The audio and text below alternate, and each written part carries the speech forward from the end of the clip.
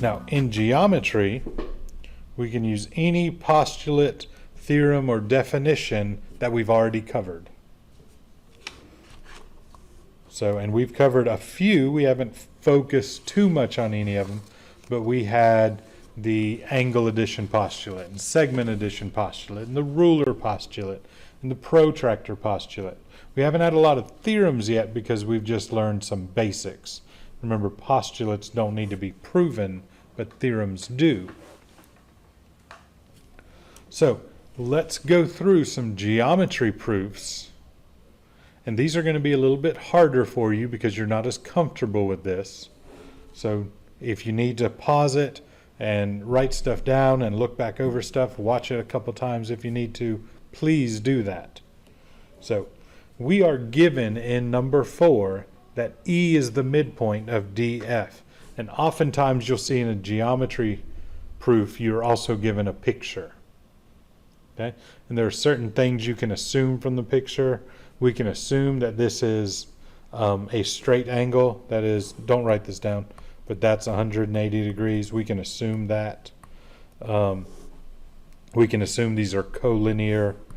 And there are other things. As we see them, I'll talk about what we can and cannot assume. But we never want to assume more than we need to. So E is the midpoint of DF. That's the first thing we're given. So let's write that down for our first statement. And notice I'm abbreviating. Okay, E is midpoint of DF. And that's segment DF. That's why there's a bar over it. And that's what we are given. Now, what is a midpoint? Because that's the only thing we're told is that it's a midpoint. Well, remember that the definition of a midpoint was the point that splits a line segment into 2 congruent line segments. So that means we can mark these 2 pieces as congruent. And that's actually what we want to write down. DE, segment DE is congruent to segment EF. And the reason we knew we could do that is we're told we have a midpoint, and that's the definition of a midpoint. It splits a segment into 2 congruent segments. Now, if the 2 segments are congruent, then we know that their lengths are equal. You're going to have to do this all the time. Go from 2 segments congruent to 2 lengths are equal. Notice the difference here. If we're talking about congruence, we've got the bars on top. If we're talking about equals, we don't have the bars, because DE without a bar on top is kind of like a variable. It represents a number that is the length of that line segment. And anytime you go from congruent to equals, or as we'll see in a minute, equals back to congruent, that's the definition of congruent something. Since we're dealing with segments, this will be the definition of congruent segments. We'll do angles here in the next problem, and so we'll end up using definition of congruent angles. Now that's about as far as we can go with the information we were given. But let's look at our picture and think about things that we've done in class. All right, we went over something with segments that said this piece plus this piece equals the whole thing. All right, what did we call it when we took one piece of a segment and added it to another and got the whole thing? Well, we added segments, so that's segment addition. So I'm going to go ahead and write my reason, segment addition postulate. And this is the kind of thing that you don't know you need to do yet. You're just learning this. You're going to be getting comfortable with this.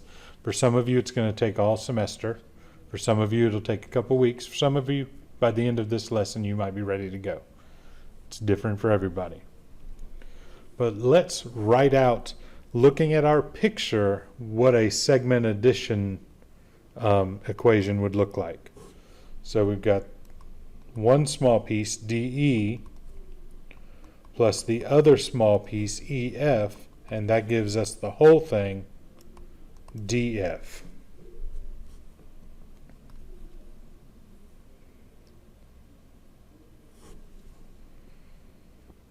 Now we know that EF, notice we have an EF in both of these. EF and DE are the same thing.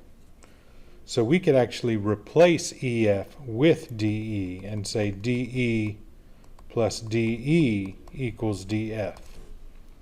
And we replaced one thing with another. That is substitution property.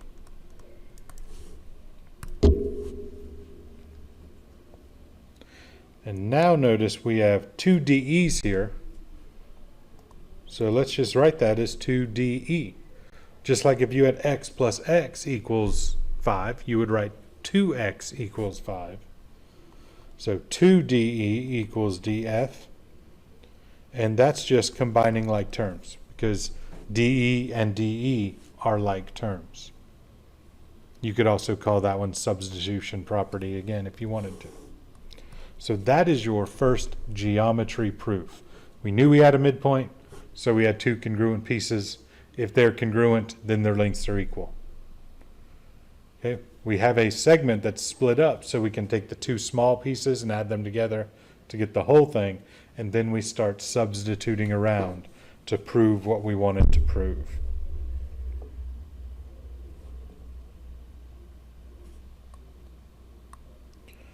All right, number 5.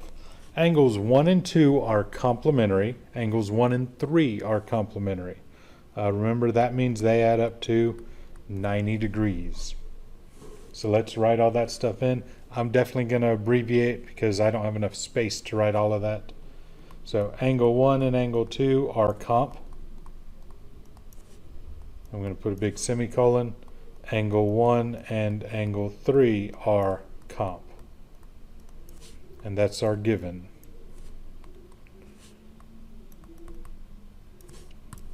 Now, what is a pair of complementary angles? What makes them complementary? We just mentioned this. They add up to 90 degrees.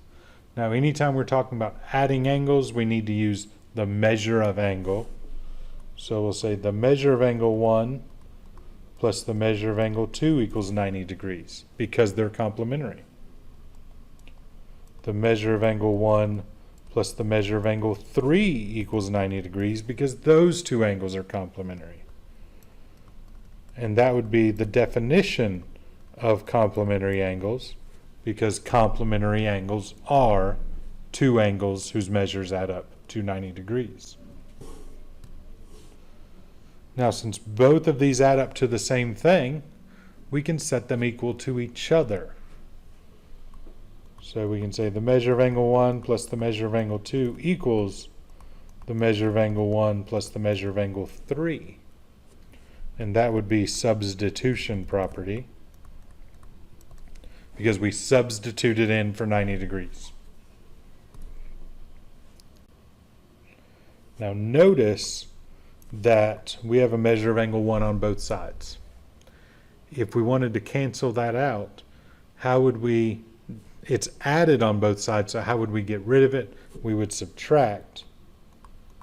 And so we'd end up with just the measure of angle 2 equals the measure of angle 3. That would be the subtraction property. And just for the sake of showing you, okay, we subtracted measure of angle 1 from both sides. That's what we did right there. So we've got these two angles that are whose measures are equal, but our proof statement, we want them to be congruent. So we can just say angle 2 is congruent to angle 3. And we talked about this a few minutes ago. That would be the definition of congruent, and in this case it's congruent angles. We went from equals to congruent, so it's the definition of congruent angles. And there's your second geometry proof.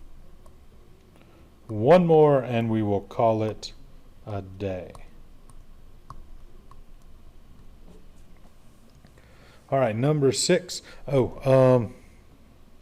Actually, going back up here, This is actually a theorem called the congruent complements theorem, and you just proved it, so now you know it's true. And it basically says if two angles are complementary to the same angle, they're congruent to each other. All right, for number 6, angles 1 and 3 are vertical angles. And you can look over here at our picture. Okay, we won't need 4 and 5, but we will need angle 2. So angle 1 and angle 3 are vert angles. I will start abbreviating that VA, and we are given that. Now, we talked about there are some things you can look at the picture and assume. We can assume that these two angles form a linear pair because we've got a straight line there. We can assume 2 and 3 form a linear pair. So there's nothing we really know from the fact that we have vertical angles yet. So we look back at our picture and we can say angles 1 and 2 are a linear pair. We can also say angle 3 and angle 2 are linear pair. And I'm going to start abbreviating linear pairs as LPs. And this one's kind of weird, our reason. And I try not to give you these for ones you're working on your own, but we can assume that from diagram. Okay, it doesn't really have a reason, but because we have a picture, we can get that from the picture. Now, what is a linear pair? Well, linear pair are two angles that are adjacent and their non-adjacent sides form a straight line. Another way to say that is they are adjacent and supplementary. So we know angles 1 and 2 are supplementary angles, and we abbreviate that sup angles. We know angles 3 and angle 2 are supplementary angles, and that's because that's what a linear pair is. They are supplementary angles. What are supplementary angles? Well, they are two angles that add up to not 90 degrees, but 180 degrees. So we can say measure of angle 1 plus the measure of angle 2 equals 180. We can also say the measure of angle 3 plus the measure of angle 2 equals 180. And that would be the definition of supplementary angles. Now, since we did example 5 already, you may see where I'm going with this, because both of these angles equal 180, we can set them equal to each other. So the measure of angle 1 plus the measure of angle 2 equals the measure of angle 3 plus the measure of angle 2. And just like it was in the last example, that's the subtraction property. Excuse me, that's the substitution property, I'm sorry. Now for our next step, we can subtract the measure of angle 2 from both sides, and I'm just going to write that off to the side. It's not necessary to do that. I'm writing it there for your benefit. So we have the measure of angle 1 equals the measure of angle 3. That's the subtraction property. And since we wanted them to end with congruence, we go from equals to congruent and say angle 1 is congruent to angle 3. And that's definition of congruent angles, just like we used in the last theorem. And this is called the vertical angle theorem. And it basically says vertical angles are congruent. So now anytime you see vertical angles, you know that they are the same measure. So we will use this one on a regular basis throughout the semester. So that's one that you definitely want to be familiar with. So that's it for our proofs.